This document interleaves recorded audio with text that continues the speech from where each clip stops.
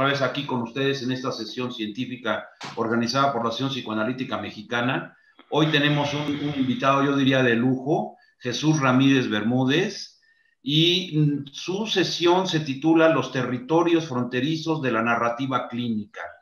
Creo que ya de entrada hay mucho que reflexionar y dejo en la coordinación a Liliana Hernández, quien es, además de ser psicoanalista de nuestra asociación, ella es la coordinadora del comité científico de la Asociación Psicoanalítica Mexicana. Liliana, tienes la palabra y tú coordinas ya de aquí en adelante. Sí, muchas gracias, Julio.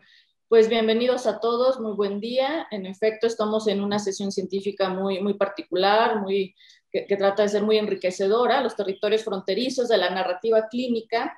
Y bueno, antes de presentar a nuestro invitado, me gustaría dar unas palabras muy breves a manera de introducción.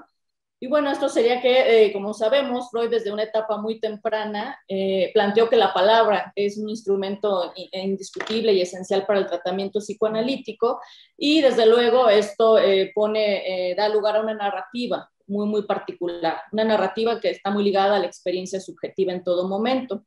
Y bueno, también sabemos que si algo tienen en común los textos clínicos o los historiales de Freud con algunos escritores, como por ejemplo Proust, Joyce o Woolf, pues es como esta parte de poner el foco en un monólogo interior de los personajes, ¿no? O donde los personajes pueden tener esta capacidad de introspección o una gran capacidad de recorrer mundos subterráneos, ¿no? De los deseos y todo esto que está implicado, ¿no? A mí se me hace algo maravilloso estas similitudes que podemos encontrar en los historiales de Freud y en estos escritores. Es como hacer un giro donde es de salir de estos pronombres de él o ella para centrarse en el yo, ¿no? Entonces, bueno, Jesús Ramírez va a hacer un recorrido muy interesante, este eslabón entre la ciencia y la narrativa, algo así como una especie de ciencia poética, ¿no? Entonces, bueno, yo lo presento, Jesús Ramírez Bermúdez, él es neuropsiquiatra por parte del Instituto Nacional de Neurología y Neurocirugía, tiene un amplio recorrido muy destacado, trataré de ser puntual. Él es doctor en ciencias por parte de la UNAM, pertenece al Sistema Nacional de Investigadores del CONACYT, ha publicado más de 100 trabajos relacionados a neurociencias clínicas y bueno, en el 2009 obtuvo el Premio Nacional de Ensayo Literario del Instituto de Bellas Artes de México. Es autor de algunos libros como Breve Diccionario Clínico del Alma, Un Diccionario sin Palabras, y uno que acaba de surgir el año pasado con todo y pandemia, ¿no? Que se titula Depresión, la noche más oscura. Entonces, bueno, con estas palabras le damos la bienvenida. Será un gusto escucharte. Adelante, Jesús. Al contrario, muchísimas gracias, Liliana, muchísimas gracias, Julio, les agradezco mucho la invitación, la hospitalidad a un foro tan distinguido, donde sin duda es un espacio que deberíamos de aprovechar más para establecer puentes, ¿verdad? Para establecer este diálogo, como le llamamos, transepistémico entre diferentes formas de conocimiento, de saber, de investigación clínica, porque al final nos preocupan los mismos problemas, ¿no? Que es pues el sufrimiento de nuestros pacientes. Bueno, yo le llamo pacientes a las personas a las que atiendo, pero estoy consciente de que esa terminología también puede ser y debe ser discutida. Por mi parte, el día de hoy efectivamente quiero hablarles acerca de esto que aquí he titulado Los territorios fronterizos de la narrativa clínica. Se trata de una perspectiva que pues traté de darle un espacio en un ensayo que apareció recientemente en la revista de la universidad, pero en realidad viene a ser como una especie de ars poética, en el sentido de que es una especie de declaración de principios de muchas cosas que yo mismo hago y que me interesan mucho, y ya les platicaré un poco acerca de mis trabajos personales en esta área.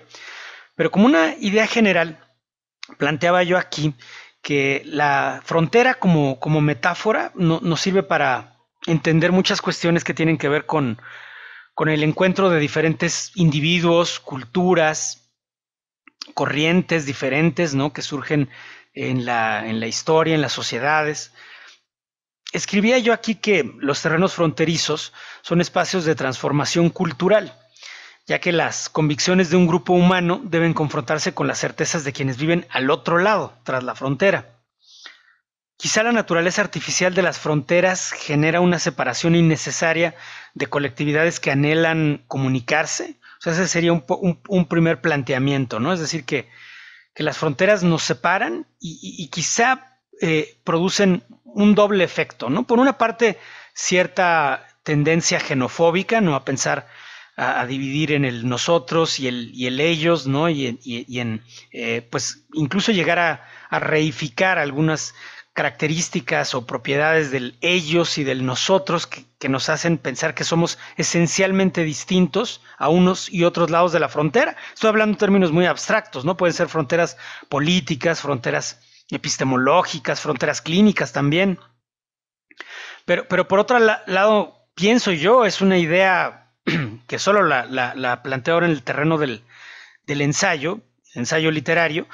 Al mismo tiempo yo pienso que las fronteras entonces también generan como una especie de anhelo de comunicación, ¿no?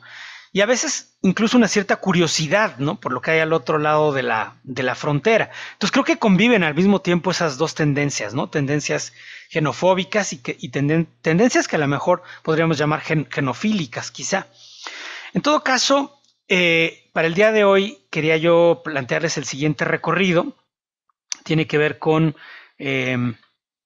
esta noción de frontera y dos situaciones muy específicas, ¿no? Las fronteras entre ese discurso de lo mental, el discurso de la subjetividad o de las intersubjetividades, y por otra parte un discurso del cuerpo, un discurso de la materialidad, un discurso de nuestra dimensión física, tal y como puede ser hoy abordada, por ejemplo, con herramientas de neurociencias, por poner un ejemplo, aunque no es el único. Y por otra parte, este otro territorio fronterizo que se da, por una parte, entre las corrientes más artísticas de la narrativa clínica y por otra parte, digamos, las tendencias más científicas de la narrativa clínica, ¿no? Entonces, pues siempre voy a estar tratando de apuntar a esta zona de transición, ¿no? Entre estas vocaciones artísticas y científicas, entre estos discursos de la subjetividad y estos discursos del cuerpo objetivo, ¿no?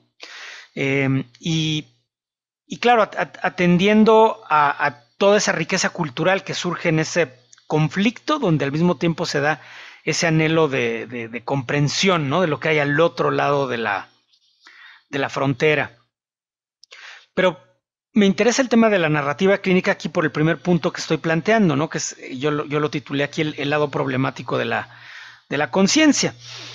Pues desde luego que en un foro como el de ustedes, ¿no? De psicoanalistas, pues no hay ninguna necesidad de enfatizar esta dimensión, porque ustedes pues trabajan con esto todo el día, ¿no? O sea, con las cualidades subjetivas de la experiencia, su significación y lo que esto nos dice acerca de pues muchas otras estructuras, ¿no? Tanto sociales como psicológicas. Pero estarán ustedes de acuerdo conmigo que en otros espacios, en otros terrenos, por ejemplo en terrenos científicos o filosóficos también, hay tendencias muy fuertes a borrar, ¿no? El problema de la conciencia humana, a considerar que se trata solamente de una ilusión posiblemente creada, ¿no? por operaciones de nuestro sistema nervioso y que entonces todas estas dimensiones cualitativas de la experiencia subjetiva realmente no tendrían ningún valor o bien tendrían que reconceptualizarse en forma radical para ser entendibles en términos científicos, ¿no? Son posiciones que a lo mejor se defienden todavía, ¿no? Desde filosofías de la psicología como puede ser el conductismo, por supuesto, pero también desde otras corrientes, ¿no? Como el materialismo eliminativista, que es una corriente como de filosofía de la neurociencia muy dura, ¿no? Que pues parte de estas ideas. Y yo no tendría demasiados problemas con nada de eso si realmente esto avanzara el alivio del sufrimiento humano, pero tengo un problema, ¿no? Y es que como clínico, y estoy seguro que es la situación de muchos de ustedes, pues nosotros todo el tiempo estamos frente a esto que yo le llamo el lado problemático de la conciencia humana, ¿no? Aquí cito a Virginia Woolf en este texto del ensayo titulado Estar enfermo, que apareció en estos cuadernillos de pequeños grandes ensayos de la UNAM, donde ahora les decía que publicamos este texto de Sabina Spielrein, ¿no? Pero entonces Virginia Woolf dice: solo quienes están en cama saben lo que, después de todo, la naturaleza no hace el menor esfuerzo por ocultar. Al final, ella vencerá. El calor abandonará el mundo. Paralizados por la escarcha, dejaremos de arrastrarnos por los campos. El hielo cubrirá la fábrica y el motor con una gruesa capa. El sol se apagará. Entonces, evidentemente, pues con su talento verbal sublime, casi diríamos, ¿no? Pues Virginia Woolf, grandísima narradora y ensayista también, como lo revela en este trabajo, nos plantea este horizonte, ¿no? de desesperanza que surge en la experiencia de estar enfermo. Y ella ni siquiera explica si se refiere al estar enfermo en el sentido físico o estar enfermo en otro sentido, ¿no? Que tendría que ver con el estado mental. Claro, nosotros no ignoramos que poco tiempo después de este ensayo ella se suicida, ¿no? En una circunstancia en la que escucha muchas voces. Ustedes saben que escribió esa carta al esposo en el que le agradece todos sus cuidados, sus atenciones, pero igualmente ella va al río y se ahoga, ¿no? Pero entonces ella lo plantea de esta forma, ¿no? La vivencia de estar enfermo. No la objetividad de la enfermedad como fue estudiada en el siglo XIX por la medicina anatomopatológica, ¿no? Que se centra en la muerte de las células, al estilo de las tradiciones que nos vienen de Virchow, o al estilo de Claudio Bernard, que enfatiza más bien el desequilibrio químico en el medio interno, ¿no? De nuestro organismo, sino Virginia Woolf se concentra en la experiencia de estar enfermo, o sea, la vivencia subjetiva.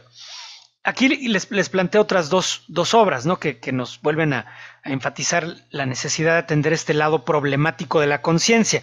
Y siempre lo planteamos, ¿no? Que la prueba dura de la necesidad de atender este problema es el dolor, porque el dolor lo hemos vivido todos en primera persona, ¿no? Un dolor de muela simplemente, ¿no? Puede tener cualidades extraordinarias para cualquiera de nosotros, que en ese momento secuestra por completo nuestra experiencia, ¿no? Y no podemos incluso ya mirar más allá de esa vivencia del dolor, ¿no? Y que tiene desde luego un componente, en el caso del dolor de muela, es un dolor que tiene una raíz física y biológica muy, muy fuerte, ¿no? Pero también hay otras formas de dolor donde a veces la objetivación cuesta más trabajo, ¿no? Que tienen que ver, por ejemplo, la noción de dolor social que sugiere Naomi Eisenberger y que estudió con herramientas de neurociencia para ver cuál era la imagen cerebral del dolor que se induce socialmente, ¿no? Como el dolor de una pérdida, por ejemplo, ¿no? El tema hermosamente tratado en Duelo y Melancolía, ¿no? Por Freud en el 17, ¿verdad? Ahora, aquí está otro trabajo de Ernest Junger, el famoso escritor, también sobre el dolor. Y yo les planteaba que a mi juicio también la depresión se vuelve una de estas dimensiones recalcitrantes que no desaparecen por decreto, ¿no? O sea, podemos trabajarlo mucho en el ámbito conceptual y preguntarnos si esto es un síndrome, es una enfermedad, es un constructo fraudulento, ¿qué diablos es? Se puede debatir muchísimo, pero lo que es muy real es que hay personas que se encuentran en estados de sufrimiento muy intensos, que pierden la capacidad de dormir, que pierden el apetito, que pierden 10, 20 o 30 kilos de peso y algunos pierden la vida por completo, ¿no? Literalmente mueren como resultado de las consecuencias de la depresión o bien por el suicidio. Aquí en este libro que escribí recientemente cito a Emil Kraepelin, ¿no? El famoso psiquiatra, cuyo padre era un cuentacuentos, ¿no? Y era un cantante de ópera. Y entonces, aunque Kraepelin se nos presenta siempre como un científico casi positivista, su hermano era un gran botánico y Kraepelin trabajó mucho la taxonomía o la clasificación psiquiátrica, pero en realidad también tiene una vocación muy fuerte hacia la literatura, ¿no? Tiene por ahí unos poemas que aparecieron ya después de que él falleció. Entonces, bueno, también había un narrador que estaba ahí oculto detrás de esta máscara científica.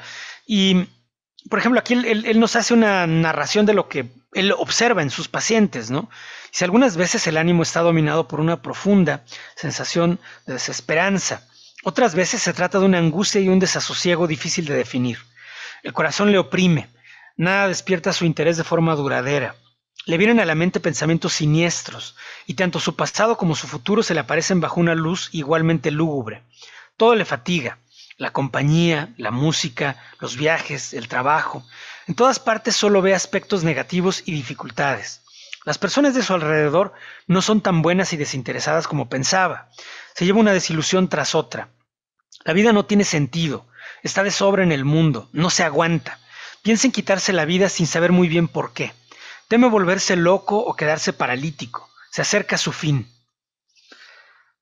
Entonces, en esta obra, Estados depresivos, de Kraepelin, justamente ahí se da esa transición entre la melancolía del siglo XIX y del siglo XVIII, incluso de la antigüedad, pues es un término que viene de la medicina hipocrática, y ya el concepto de los estados depresivos. Todavía en su capítulo, Kraepelin lo titula Estados depresivos, y lógicamente es el contexto del libro La locura maníaco-depresiva, pero él, los subtítulos de los subtipos de la depresión son todavía la melancolía simple, que es la que se está describiendo aquí, la melancolía gravis, que es mucho más profunda, con alucinaciones, ideas delirantes, la melancolía confusional nos habla también, y otras formas de melancolía, que era un poco el marco conceptual en el que también se movía Freud en ese ensayo del 17, ¿no? Cuando se discute la diferencia entre duelo y melancolía, pues se refiere a estas formas de melancolía. De hecho, el texto de Freud, en su descripción fenomenológica, tiene algunas semejanzas con estos textos de Kraepelin, en el aspecto estrictamente semiológico. Lógicamente, la interpretación que se hace del problema es muy distinta, ¿no? Ahora, tomo aquí esta noción de melancolía para referirme a este poema de Gerard de Nerval que dice: mi única estrella ha muerto, mi laúd constelado también lleva el sol negro de la melancolía. Me parece un momento fundacional de la narrativa clínica, ¿no? Que es este famoso libro de Gerard de Nerval, el poeta, Aurelia, que aparece en 1855, donde él pues hace un testimonio. Es decir, una narrativa en primera persona, es una narrativa de sus experiencias de un estado que fue calificado como un estado de manía, por el cual se le hospitalizó. Y bueno, en este texto, Gerard de Nerval narra su punto de vista del problema, ¿no? Y pues realmente lo que hace es una apología, ¿no? del estado mental en el que él se encontraba, y donde nos muestra todos esos horizontes místicos prácticamente, ¿no? de la experiencia. Nadie ignora también que es otro caso de suicidio, donde él de hecho fallece, se ahorca en las calles de París con un ejemplar de esta novela en la mano, porque además es muy interesante, que es un trabajo testimonial, pero al mismo tiempo toma la forma de una novela. Aquí lo que se narra no es justamente toda la experiencia de Gerard de Nerval, ¿no? Experiencias muy peculiares, por ejemplo, estos mensajes como telepáticos que se escribía con los animales, estas experiencias donde la noción del tiempo convencional queda abolida, ¿no? Y él siente que puede comunicarse con personas que estuvieron en otras épocas. Por ejemplo, este texto: imagina mi sorpresa al despertar de un sueño de varias semanas, tan extraño como inesperado. Enloquecí, por cierto, si uno puede usar el lamentable término locura para designar mi condición, dado que mi memoria permaneció intacta y dado que no perdí el poder de la razón ni por un momento. Para mí, solo fue una transfiguración de mis pensamientos habituales, un sueño despierto, una serie grotesca o sublime de ilusiones con muchos encantos. Entonces me parece que Aurelia es un documento fundacional dentro de esta corriente literaria, la que yo le llamo narrativa clínica, y que como vamos a ver representa un puente, o alternativamente puede concebirse como una frontera entre el mundo de la subjetividad, ¿no? del padecer, como le llaman algunos antropólogos de la medicina, y el mundo objetivo de la enfermedad, ¿no? Tal es como es abordado por la medicina. Pero también es una frontera entre los géneros literarios. Vamos a ver que algunas obras de narrativa clínica están más cerca del ensayo y otras están más cerca de la poesía y otras están más cerca de la prosa narrativa. Pero todas tienen este componente de tratar de verbalizar experiencias o estados clínicos donde hay un encuentro entre la persona que tiene el padecer y la persona que diagnostica el problema o la enfermedad, ¿no? Hay un encuentro clínico. Por eso tampoco creo que la narrativa clínica puede extenderse a cualquier forma de sufrimiento humano, porque el sufrimiento humano pues tiene muchísimas fuentes, ¿no? Fuentes políticas, económicas, etcétera, ¿no? Pero lo que nos interesa aquí es el encuentro clínico y esta como posibilidad de ver el mismo problema desde varias perspectivas, ¿no? Porque a mí lo que me interesa mucho es ese diálogo transepistémico. Entonces vamos avanzando un poco en esta dirección, ¿no? Hacia esos territorios fronterizos. Ahora cruzo la frontera para ver un poco la perspectiva tal y como se observa desde el ángulo de un médico, pero claro, no cualquier médico, no es Anton Chekhov, el famoso narrador ruso del siglo XIX, no es tan distante su obra de la de Gerard de Nerval, aunque sí es muy diferente en espíritu.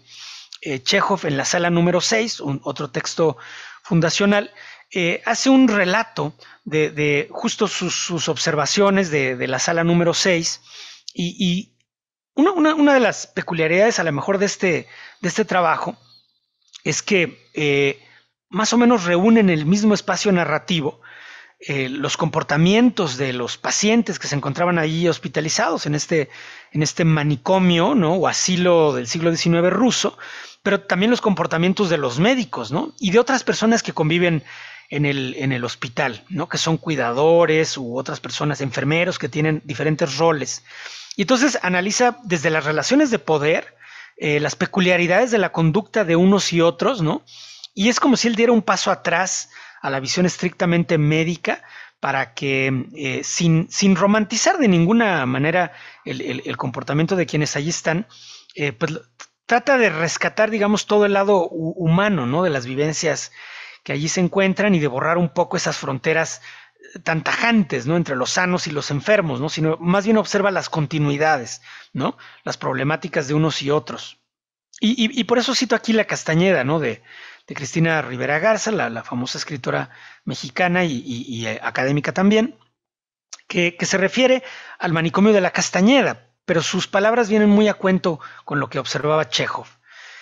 Ella dice: mientras chocaban y negociaban, los internos del hospital psiquiátrico y sus médicos produjeron narraciones tensas y volátiles de la enfermedad mental, textos de múltiples voces en los cuales ambos actores implicaron y entretejieron sus propias concepciones relacionales de cuerpo, mente y sociedad. Algo similar ocurre en la sala número 6. Chekhov nos muestra un retrato de las cosas humanas en cada rincón del hospital y crea un tejido literario donde la perspectiva médica se entrelaza con el discurso de los enfermos. Entonces, la narrativa clínica aparece en un espacio que colinda hacia el oriente con el estudio literario de casos imaginarios, donde la autobiografía se transfigura mediante un ejercicio de anamnesis creativa. Ana Karenina y Madame Bovary están en el centro de esa tradición decimonónica, que generó una cultura de la intersubjetividad anterior al psicoanálisis freudiano y a los estudios cualitativos de las humanidades. Al occidente, por otra parte, la narrativa clínica colinda con las descripciones médicas del siglo XIX. Es decir, aquí una primera hipótesis es que en la narrativa clínica convergen tradiciones, ¿no? La tradición narrativa del siglo XIX que buscaba, por supuesto, el naturalismo, el realismo, el costumbrismo, todas esas tradiciones que conocemos, pero que al final del día van ampliando el campo de la intersubjetividad, ¿no? Van nombrando y encontrando relaciones muy específicas entre los personajes, van poniendo en palabras todas estas dimensiones intersubjetivas, sociales, ¿no? Pensamos en Flaubert y su Madame Bovary, ¿no? Y yo pienso que este lenguaje, este gran diccionario intersubjetivo que se genera con esta narrativa decimonónica que viene del campo de la ficción, prepara el camino también para todas las investigaciones que puede realizar entonces Freud por una parte y todas las corrientes más psicodinámicas, y por otra parte, incluso, ¿no? Digamos, lo que podríamos llamar el lenguaje, la psicología popular, ¿no? Tal y como es capturada por la cultura y posteriormente también investigada de pronto por las neurociencias, ¿no? Pero vayamos en ese camino, ¿no? Aquí les mostraba dos obras, Delirios melancólicos de Jules Cotard y La locura maníaco-depresiva de Kraepelin, porque justo todas estas obras tempranas de la psicopatología fueron muy narrativas, estaban muy metidas en esa tradición decimonónica de la narrativa europea, ¿no? Aunque no son obras de ficción, son obras clínicas que pretenden tener una objetividad científica. De todas maneras son muy narrativas, si uno las lee son relatos, muchas veces relatos fascinantes, ¿no? del padecer de los enfermos. También hay que considerar que en esa época había muy poca tecnología médica, ¿no? O sea, ¿qué podía hacer un clínico frente a un padecimiento que a veces podía tener una fuerte base médica, como la neurosífilis, por ejemplo, ¿no? Pero ¿qué podía hacer? No había una terapéutica con antibióticos para atender esto, no había tampoco imágenes cerebrales para diagnosticarlo, pruebas inmunológicas para estudiarlo. Entonces, lo que hacían era observar, convivir, escuchar, narrar, ¿no? Y se va generando un poco esa tradición de la escucha, ¿no? Que por supuesto se formaliza y se defiende ya en forma muy consciente en el psicoanálisis freudiano, pero que probablemente tiene su genealogía en la terapia moral de Philippe Pinel, ¿no? Que justamente ponía atención a esa dimensión de dignificar al enfermo, ¿no? Y no solo encadenarlo. Aquí algunas otras obras de esa época, ¿no? Las locuras razonantes de Capgras, Alucinados y perseguidos de Jules Seglas, La histeria antes de Freud. Este libro es buenísimo, ¿no? Vienen muchos textos de Charcot, de Gilles de la Tourette y de otros autores de la tradición francesa que estudian pues muchos casos de lo que entonces se llamaba histeria, incluyendo la histeria en varones, ¿no? Como la plantea Charcot, y que es un tema de gran interés. Ahora, estudiando el caso de la medicina en particular, yo he pensado lo siguiente. He pensado que en sus fases pioneras, la medicina elabora reportes de caso para describir convergencias entre la fenomenología clínica y la patología subyacente. Eso que llamamos amnesia, agnosia, afasia, alucinaciones, delirios, obsesiones, son un conjunto de estados clínicos que corroen nuestra certeza acerca de la mente, el cuerpo, la condición humana. Y casi todos los problemas neuropsiquiátricos fueron documentados mediante reportes de caso, que eran justamente narraciones cuidadosas sobre la dimensión patológica de individuos específicos. Pero el análisis de los casos neuropsiquiátricos a lo largo de un siglo, o sea, todo el siglo XIX y principios del siglo XX, generó una ciencia de las relaciones entre la estructura del cerebro y la función mental. Trabajos, por ejemplo, como el de Paul Broca, ¿no? Que encuentra a una persona que pierde específicamente la posibilidad de emitir el habla, pero sí entiende el lenguaje, pero no puede expresar correctamente él mismo, no se puede expresar en forma lingüística, comete errores gramaticales, repite sílabas, no conjuga los verbos, su lenguaje queda reducido prácticamente a un discurso muy telegráfico. Y entonces se fue estableciendo toda esa cartografía de lo cerebral y su relación con las funciones mentales. Una solución imprevista por Descartes y otros filósofos dualistas del problema cerebro-mente. Se da una especie de giro hacia un monismo, ¿no? Un monismo materialista. En la praxis, un padecimiento subjetivo puede tener una base neurológica y a su vez las experiencias de vida y los factores sociales pueden modificar el sustrato neurológico de la mente, ¿no? O sea, se da una causalidad de doble vía, donde las experiencias vitales del sujeto en su entorno, su biografía, su historia, etcétera, pueden producir cambios físicos perfectamente objetivos.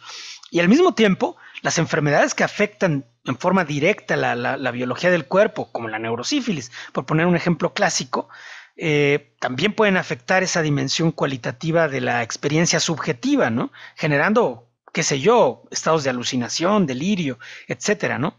Entonces se establece un puente muy interesante, ¿no? Entre la dimensión semántica de la mente y la dimensión semántica del cuerpo. Sin embargo, cuando las ciencias médicas realizaron grandes estudios epidemiológicos y experimentales, el viejo reporte de caso quedó convertido en un formato devaluado por la epistemología científica. Se le considera el nivel más bajo de evidencia dentro de las ciencias, aunque los grandes descubrimientos de la neurología y la psiquiatría fueron construidos con ese método, con el método clínico del estudio de casos, que es un método narrativo realmente.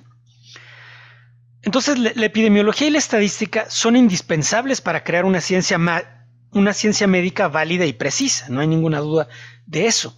Pero la tecnificación de la ciencia automatiza los diagnósticos y deja fuera la dimensión cualitativa de la experiencia subjetiva, eso que llamamos conciencia fenoménica y que es el corazón de la filosofía de la mente.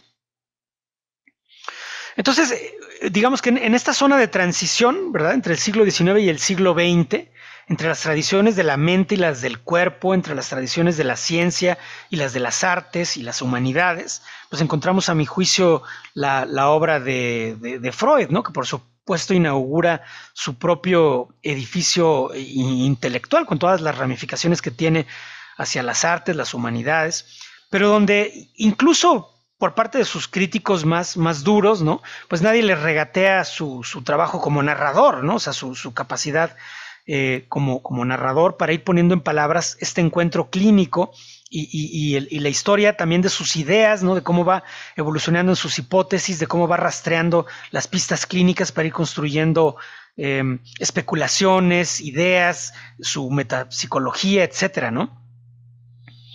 Y yo creo que todo ese transcurso es fascinante, ¿no?, y tiene muchas ramificaciones.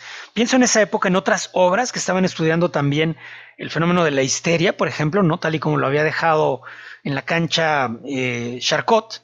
Y un alumno de Charcot, Gilles de la Tourette, estudia, por ejemplo, el caso de la histeria colectiva, ¿no?, en algunos conventos, que luego son retomados en estas narrativas por Aldous Huxley, ¿no?, en Los demonios de Ludón, y donde se le da otro ángulo, ¿no?, otro punto de vista. Pues, lógicamente también existen otras convergencias, ¿no?, que vienen a lo mejor de tradiciones que de pronto convergen y luego divergen con respecto a la psiquiatría europea, a la psicopatología del centro de Europa, al propio psicoanálisis, ¿no? Por ejemplo, los trabajos de Carl Jung y su interés más hacia la mitología, interés que por supuesto también tenía Freud, ¿no?, pero que derivó hacia estos otros trabajos de lo que se llamaba el Círculo de Eranos, ¿no?, donde incluso pues participaron personalidades muy importantes como Mircea Eliade, por ejemplo. Y en esta tradición vemos ahí las obras de estos autores, ¿no? Joseph Campbell, por ejemplo, que estudia mucho en El héroe de las mil caras, psicoanálisis del mito le llama, pues toda la convergencia entre mitología y el psicoanálisis, ¿no? Los trabajos de Karl Kerenyi, ya más cercanos propiamente a la mitología, pero con un fuerte interés clínico todavía, ¿no? Aparecen estas otras narrativas también que son en alguna medida disidentes del psicoanálisis o ramificaciones del mismo. Lógicamente ustedes tienen mucho mejor panorámica para hablar de todo esto que yo.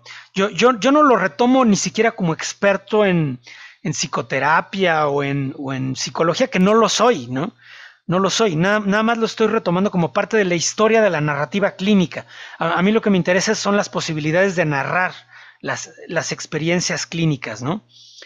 Y yo creo que trabajos como el de Viktor Frankl en ese sentido siguen teniendo un inmenso valor, ¿no? Son testimonios muy poderosos donde tenemos aquí el punto de vista del individuo que sufre y por otra parte también del médico, ¿no? El neurólogo y psiquiatra que era Viktor Frankl, también en su momento estudioso del psicoanálisis, y que, bueno, nos presenta aquí un auténtico thriller, ¿verdad? Un thriller psicológico, ¿no? Me interesan mucho otras obras también que sí vienen del canon del psicoanálisis, pero pues un canon tan amplio como lo es, ¿no? Por ejemplo, los dos análisis del señor Z de Kohut, esta obra de una colega mexicana, psicoanalista mexicana, El diario de la locura de Carmen Tinajero, un trabajo muy con mucho cuidado en su prosa, o estas otras ramificaciones, ¿no? Que van hacia esas zonas transdisciplinarias, ¿no? El neuropsicoanálisis de Mark Solms, ¿no? Otra vez yo como no soy psicoanalista, no sé el nivel de rigor que tiene este autor en términos ya estrictamente psicoanalíticos, ¿no? Pero lo que me interesa rescatar es que simplemente son parte de la tradición narrativa, porque lo que él hace es estudiar casos neurológicos, o sea, personas que sí tienen una lesión cerebral demostrable, y de todos modos estudia sus mecanismos de defensa, procesos que se entienden mejor desde una perspectiva psicoanalítica, como por ejemplo las ensoñaciones de los pacientes o la ausencia de ensoñaciones, porque también estudia personas que pierden la capacidad de soñar, ¿no? O de relatar un sueño, probablemente. Sería una discusión interesante. Entonces, pienso yo que también otro tema muy interesante, y que es justo lo que les decía, hablaba yo sobre Sabine Spielrein, no hay ninguna duda de que el entorno psicoanalítico propició el trabajo de mujeres que encontraron en esta convergencia entre la clínica, la filosofía y la teoría psicoanalítica un medio para la expresión literaria. Son obras del canon psicoanalítico, ustedes podrían decírmelo mejor que yo, pero que sin duda buscan esa convergencia, ¿no?, entre literatura y psicoanálisis, ¿no? Los trabajos de Sabine Spielrein, muy pioneros, muy de una época en la que apenas se estaba dibujando con toda claridad lo que sería el canon psicoanalítico. Todavía se encuentra ahí una especie de palimpsesto de pronto, ¿no?, entre las visiones junguianas y las visiones freudianas y las propias visiones de Sabine Spielrein, que venían del campo también de las vivencias de la enfermedad, ¿no?, porque ella conoció a Jung como su paciente, ¿no?, y estuvo hospitalizada mucho tiempo, pero también era médica y entonces se formó después como psicoanalista y formó una tradición muy interesante en Rusia, ¿no?, donde fue maestra de Vygotsky y influyó también en Alexander Luria, que después fueron los padres de la psicología y aún de la neuropsicología rusa.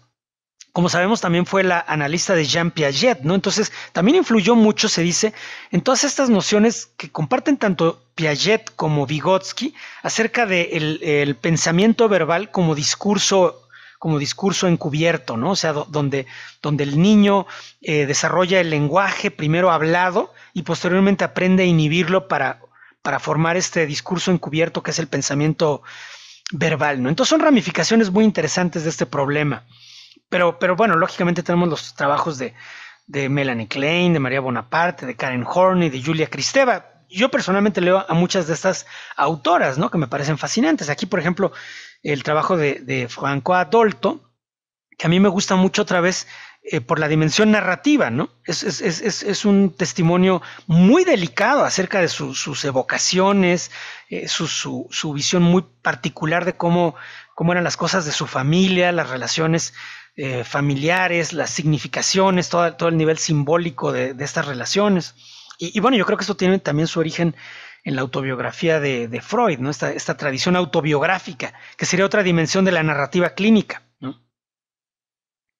Un caso particular de interés me parece que es el de Yukio Mishima, que a mi juicio hace una investigación literaria del psicoanálisis y la transculturalidad en esta obra.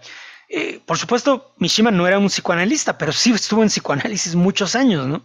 Entonces tenía esa experiencia y como digo, parte de lo que me gusta de la tradición de la narrativa clínica es que podemos alternar entre discursos, ¿no? Un discurso en primera persona del paciente o del analizado o del sujeto que sufre por diferentes motivos y luego ver el punto de vista del terapeuta, como el caso de Kohut o de Viktor Frankl, ¿no? O ver el punto de vista del médico y neurocientífico, como ya veremos más adelante en otras obras que hacen un giro hacia las neurociencias. Entonces, realmente es como un convivio, ¿no?, donde podemos ver todas las partes de la jugada. Pero Mishima lo que hace es que él hace una ficción acerca de un psicoanalista en Japón, me parece que está en Tokio, y me gusta mucho porque se centra en un caso de histeria, no de una mujer, pero más bien a mí me interesa mucho como la parte sociológica del relato, donde Mishima nos habla desde cómo renta un consultorio allá en Japón y cómo tiene que montar la decoración de ese consultorio, ¿no? Él opta por una decoración pues muy austera, ¿no? Él piensa que las imágenes que él pusiera, si pusiera ahí muchos libros y cuadros y todo, influirían en la subjetividad de su paciente y de alguna manera condicionarían ya el intercambio verbal que surgiría en el análisis. Entonces él opta por un modelo como muy austero, ¿no? Y a mi juicio realmente está como planteando los supuestos transculturales, ¿no? De la experiencia estética que se da en el psicoanálisis y la experiencia intersubjetiva, ¿no? Porque es súper interesante, ¿no? Muchas veces se hace la discusión de el psicoanálisis como representante de la filosofía occidental, qué sé yo, pero Mishima lo está planteando él todo esto en Japón, ¿no? Y además él, claro, es un hombre con una cultura europea muy profunda, ¿no? Pero finalmente él viene de una tradición oriental muy, muy distinta. Entonces, es un trabajo de gran interés por todo ello. Finalmente, antes de hacer una pausa, quisiera mostrar otra faceta de los relatos clínicos, que es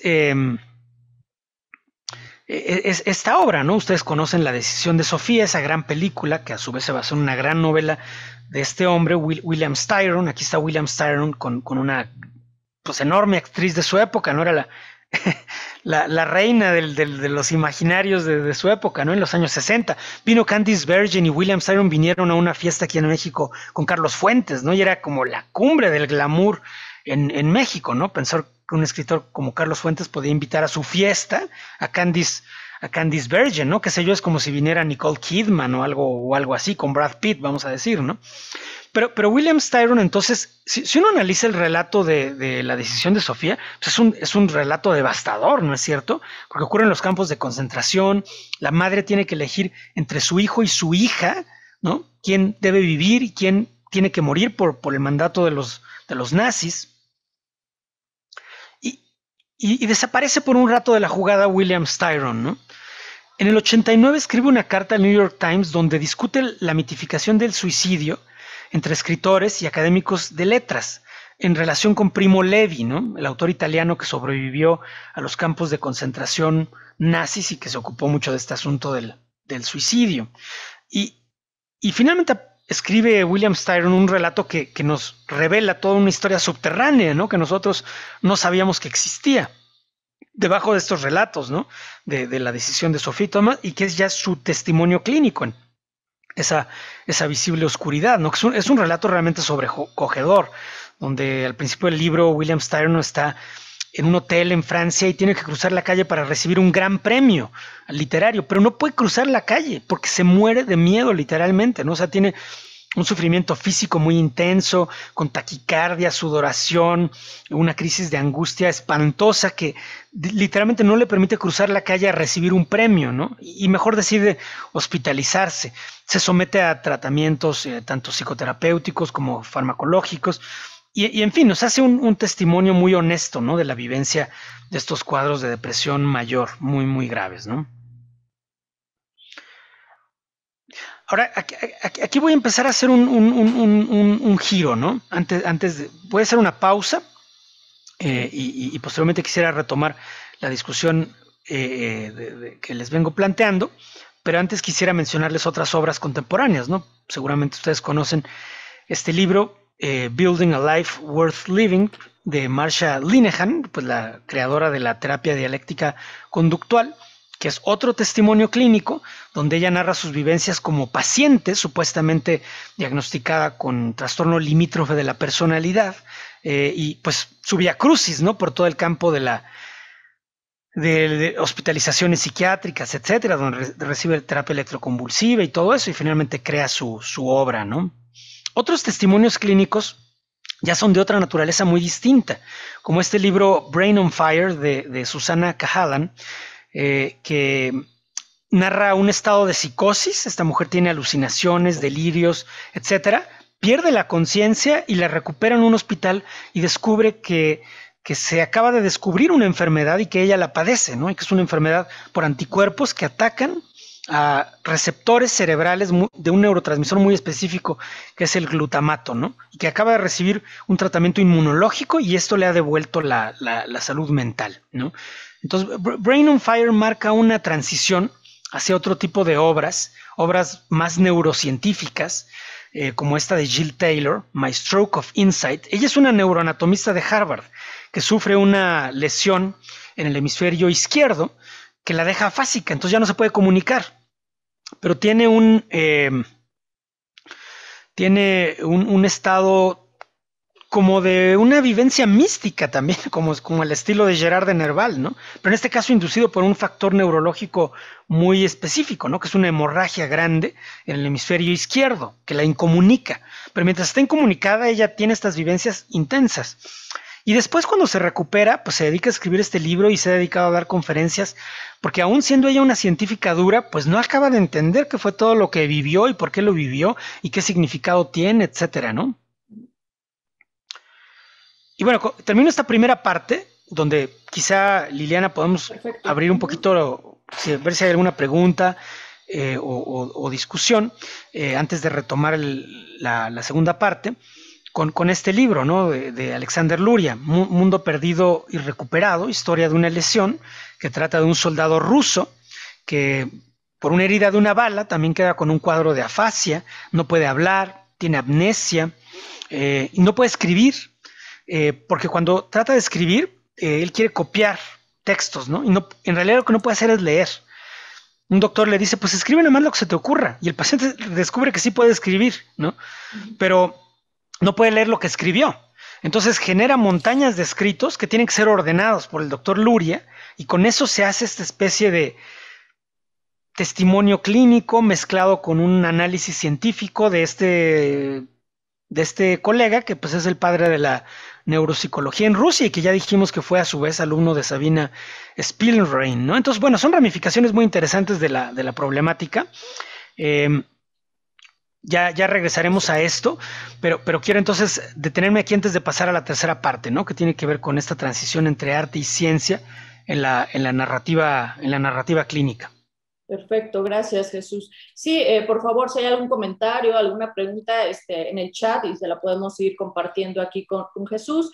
De entrada, creo que es fascinante lo que nos transmites. Este concepto de frontera definitivamente es muy, muy interesante. Yo lo pensaba como un borde, como algo un tanto poroso, ¿no? Que definitivamente que es semipermeable para empezar, ¿no? Y a mí me deja o me hace recordar, no existe quizás como un género literario, pero esta famosa novela hospitalaria, ¿no? Por ejemplo, me hace recordar mucho la novela de La campana de cristal de Sylvia Plath, porque bueno, es maravillosa por ser Sylvia Plath, pero en esta novela relata, entre muchas otras cuestiones que un poco bajo este seudónimo de Esther Greenwood, va narrando cómo fue necesario en un momento de quiebre, pues ser hospitalizada, ¿no?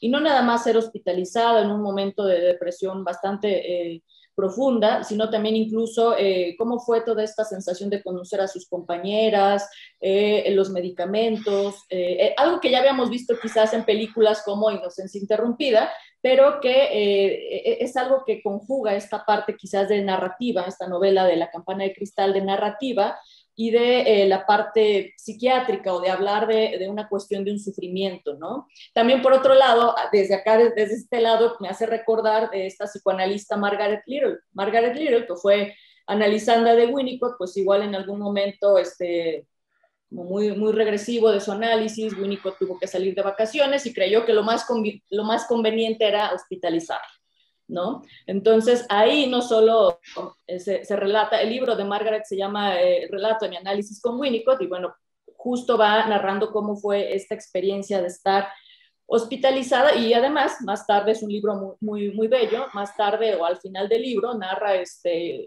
nos comparte algunos poemas que estando hospitalizada fue capaz de crear, ¿no? Entonces lo pienso yo desde ahí.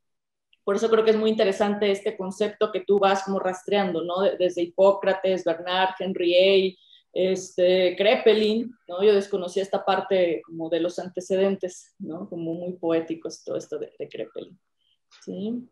Muchas gracias. Sí, la novela de Sylvia Plath me parece plenamente dentro de esta tradición de la narrativa clínica. Y yo no conocía este relato del análisis con Winnicott, ¿no? Al que te refieres, pero pues muchas gracias por la recomendación, porque me voy a poner a leerlo, porque lo fascinante de esto es que cada una de estas piezas agrega una temática muy específica que puede servir para para extender un poco la teoría, ¿no? De lo que es la narrativa clínica y lo que son sus posibilidades. Sí, justamente. Es maravilloso eso, por eso te lo quería comentar. Ahorita no hay preguntas, Darilla Jacobo desde ahorita ya está extendiendo felicitaciones. Vamos aquí compartiendo, ¿no? Muchas gracias. Entonces, sí, por favor. Muy rápido. Bueno, uno dice, bueno, ¿y dónde queda el caso Schreber? ¿No? Que es Memorias de un enfermo nervioso, ¿no? Claro. Que es muy interesante, ¿no? Hay otro texto ella no es psicoanalista, pero ahora va a estar en el Congreso Internacional de la IPA, que es Giri Hulbel, que es la esposa de Paul Oster, y tiene un libro sobre su nerviosidad y los nervios, una mujer temblorosa, que describe toda una afección que ella tiene muy interesante. Y otra autora que a mí se me hace muy interesante en este sentido, que siempre lo hace como muy sutilmente, pero con una magistral, es de mis autoras preferidas, y de hecho tuvo una entrevista con Lacan y todo, es Marguerite Duras.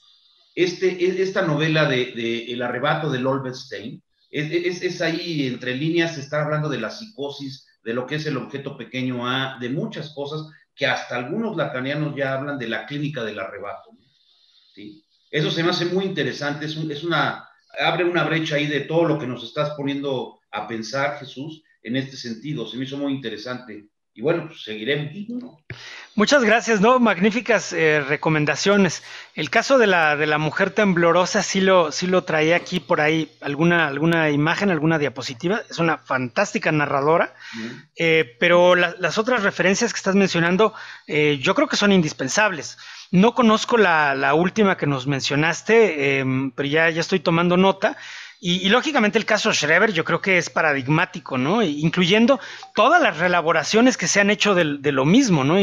Por ejemplo, las que hizo Roberto Calasso, ¿no? Que ha retomado mucho este análisis en forma, pues, formidable. Entonces, sí, muchas gracias. Son muy importantes esas recomendaciones.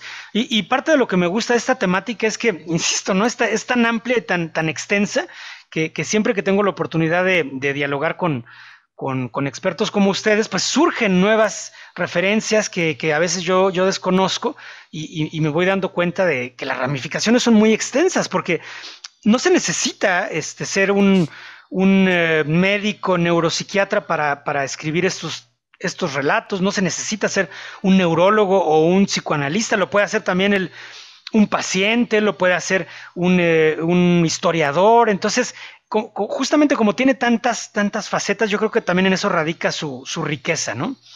Y bueno, en mi caso, como persona que se dedica al campo de la neuropsiquiatría, pues lógicamente he estado muy atento a los, vamos a llamarle a los avances que han surgido en este terreno de la narrativa clínica, muy cercanos a la neurología, como el caso de Oliver Sacks, ¿no? Oliver Sacks, alumno de Alexander Luria, alumno de espíritu, ¿no? Porque personalmente no se formó con él, ya que son tradiciones distintas, pero sí, la tradición de la que viene Oliver Sacks es una tradición que surge con Alexander Luria, ¿no? Él lo ve como su padre espiritual, vamos a decir, ¿no? Luria tiene estos dos trabajos, Mundo Perdido y Encontrado y La Mente del Mnemotécnico, a los que él llamaba que era como el intento de hacer una ciencia romántica, le llamaba él, ¿no? Que yo creo que son ejercicios muy interesantes por una razón.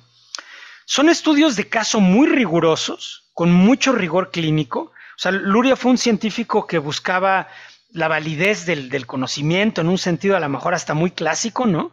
Pero al mismo tiempo él reconoce que la única manera de profundizar lo suficiente en este estudio científico es irse metiendo cada vez más y más y más a la narración del caso muy específico. Entonces termina siendo un producto híbrido o una síntesis, ¿no? de la tradición narrativa y de la tradición científica.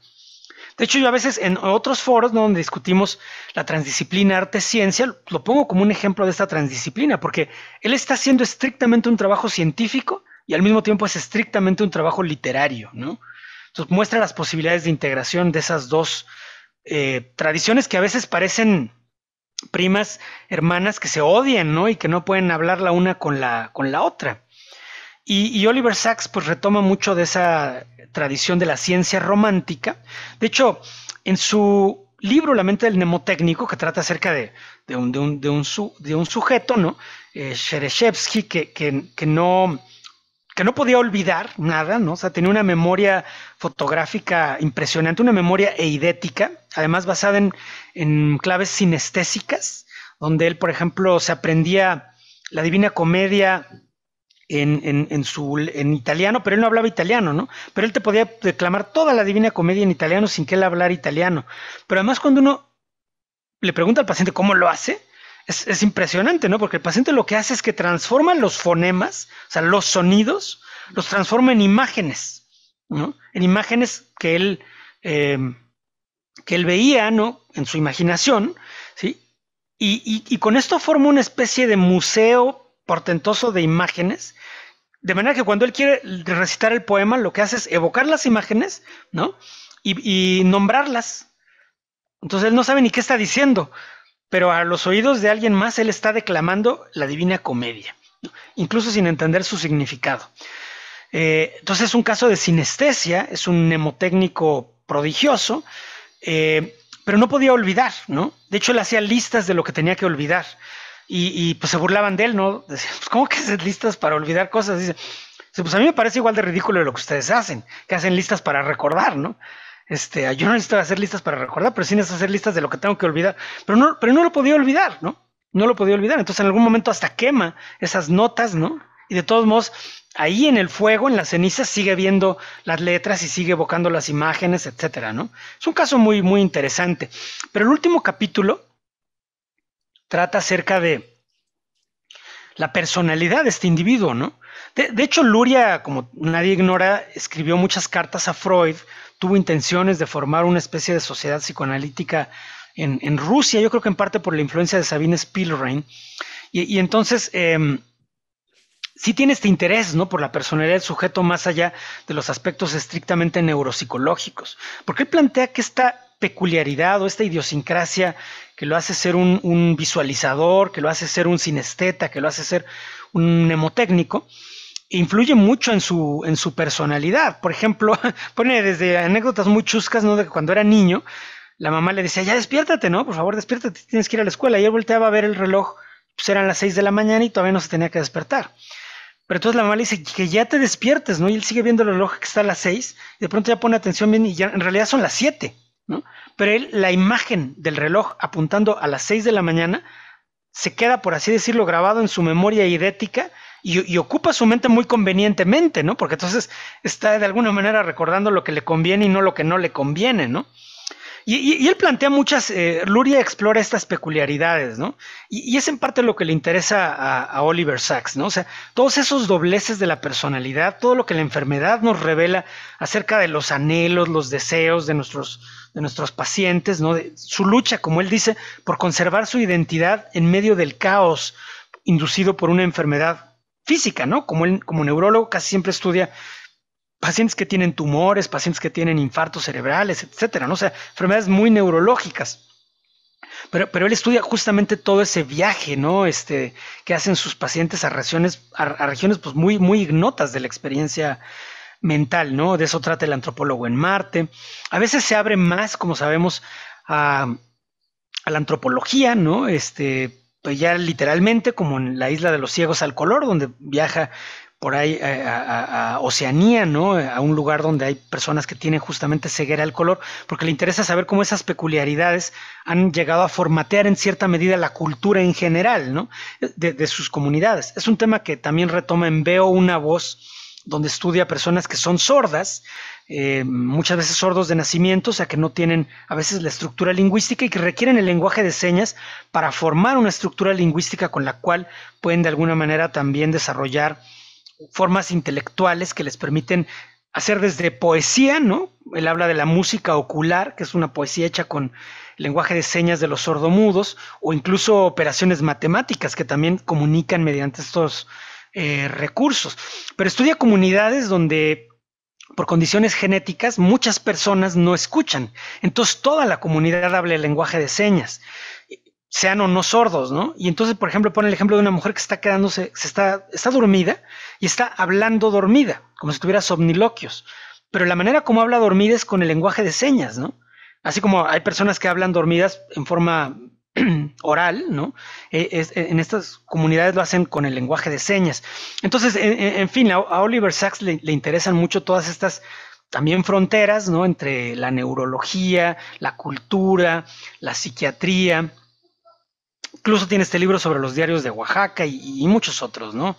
Creo que nos dejó una gran obra literaria, un poco como con Freud, ¿no? O sea, entre los neurólogos a veces no quieren a Oliver Sacks, ¿no? Porque les parece que como que no sé, mete cosas que a ellos no les gusta que se metan, ¿no? Pero nadie le regatea la capacidad como narrador, ¿no? Mucho más neurocientífico es el trabajo de Antonio Damasio. El error de Descartes, En busca de Spinoza, The Feeling of What Happens. Este sí es un neurocientífico duro, ¿no?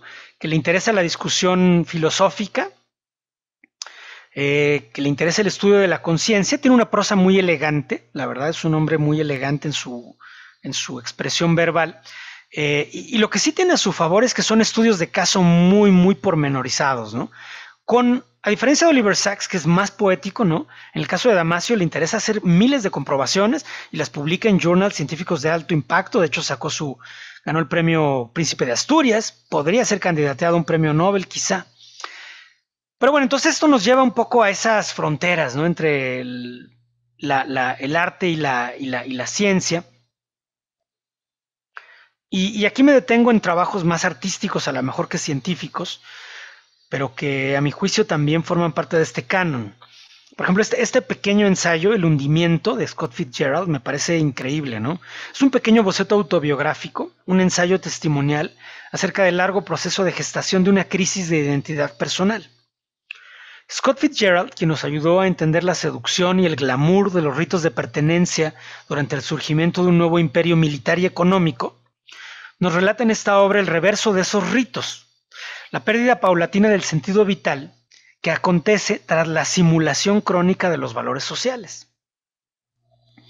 El novelista plantea la desorientación existencial y narra la dimensión física de ese naufragio. Su estudio del insomnio nos muestra por qué el hundimiento debe incluirse en la tradición clínica, a pesar de que no usa los términos médicos que sí conocía. Él en Tierna es la noche trata sobre un psiquiatra junguiano que tiene, por cierto, una relación no ética con su paciente, ¿no? y que se casa con ella, y la mujer era muy rica y entonces entra al mundo del jet set en Estados Unidos y aparecen todos estos rituales de pertenencia al jet set, ¿no? Al mundo del glamour. Pero Scott Fitzgerald, que yo creo que tenía esa faceta muy superficial, también tenía esta otra faceta que era muy sensible, ¿no? Y donde en forma incorruptible pues va narrando toda la degradación moral que ocurre por debajo de estos rituales de pertenencia al jet set y al glamour, ¿no? El hundimiento nos muestra el lugar del síntoma, el síntoma sin etiquetas que aparece en el testimonio, en la conformación de la identidad, en la narrativa de sí que emprende a través del sufrimiento y en el camino de regreso a la posición cínica que lo llevó a la degradación, porque eso es lo interesante de esta pequeña obra, El hundimiento, ¿no? Nos narra el tránsito por la degradación, pero la solución de Scott Fitzgerald es regresar al cinismo. Una lección que no hubiéramos querido aprender, pero que nos deja ahí Scott Fitzgerald. Aquí el caso de Siri Hustvedt, que muy bien mencionaba Julio, y que efectivamente él ya lo mencionó, ¿no? Es una obra formidable también en las fronteras clínicas, en estos padecimientos que siguen sin ser plenamente comprendidos, ¿no? Antes se les llamó histeria, hoy se les llama trastorno neurológico funcional, trastorno conversivo, trastornos psicosomáticos, en fin, hay toda una ramificación de términos clínicos para hablar de esto, pero seguimos sin poder resolver el problema, ¿no? Y ella lo vive y lo escribe, lo presenta, y creo que es una obra narrativa formidable. También aparece aquí trabajos ya dentro del mainstream literario, como los de Manuel Carrer, ¿no?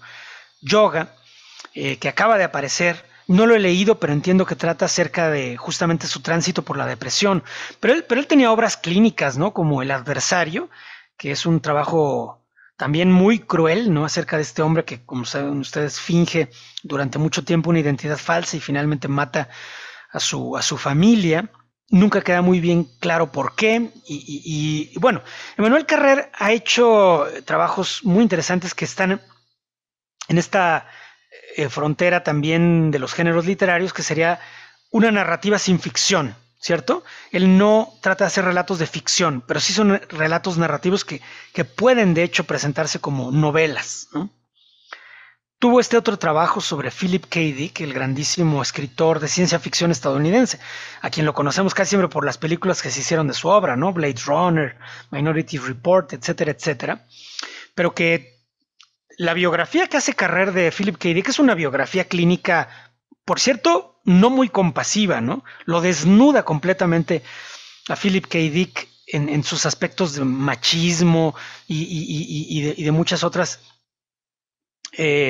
problemáticas, ¿no? de su personalidad, pero nos muestra también cómo todo esto genera una tensión creativa que lleva a la formación de estas ficciones extraordinarias, ¿no? Donde muchas de ellas tienen, por supuesto, temas clínicos, ¿no? O sea, Philip K. Dick estuvo hospitalizado en hospitales psiquiátricos. Los cínicos dicen que fue simplemente porque abusaba de cualquier cantidad de drogas, ¿no? Desde los alucinógenos hasta la levodopa, que se usa para la enfermedad de Parkinson, o la digital, que se usa para los problemas cardiológicos, ¿no? Porque todos pueden dar alucinaciones. Otros piensan que realmente él padecía un problema más del espectro de la esquizofrenia. En todo caso, la conexión entre Philip K. Dick y Emmanuel Carrer es un caso interesante de la narrativa clínica contemporánea. Otros relatos son más, podríamos decir, médicos, ¿no? Ahora se ha puesto de moda estos trabajos de Henry Marsh, neurocirujano.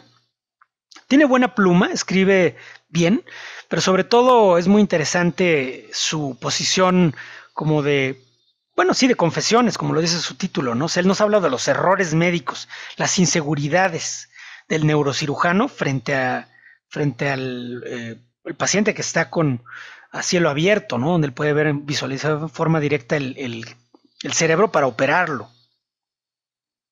Otros trabajos, ¿no? Que yo creo que en algún sentido son hijos de la interpretación de los sueños de Freud. Casi todos son réplicas a Freud, algunas réplicas a veces hasta belicosas, ¿no? Como los 13 sueños que Freud nunca tuvo, de Alan Hobson, o El sueño y los sueños, de Michel Jouvet, o ahora más recientemente El registro de sueños, de José Luis Díaz, ¿no? Que es un magnífico ensayista y neurocientífico mexicano. Estas otras tradiciones, también psicopatológicas, La noche oscura del ser, de Jean Garrabet, que lamentablemente falleció, El teatro de las histéricas, de Héctor Pérez Rincón, o Eros y Psique, también de Héctor Pérez Rincón, aquí en México. También hay ramificaciones políticas de la narrativa clínica, ¿no? Como A First Rate Madness, de Nasir Jaemi, una obra muy psiquiátrica que defiende que algunos grandes personajes políticos de la historia, entre los que él cita a Mahatma Gandhi, obviamente JFK no podía estar ausente, ¿no? Siendo el gran mito norteamericano, ¿no? Ni modo, tenía que aparecer aquí también. Pero de todos modos el relato que hace Nasir Jaemi es bastante convincente. Él plantea una hipótesis muy reduccionista de que ellos tenían trastorno bipolar, ¿no?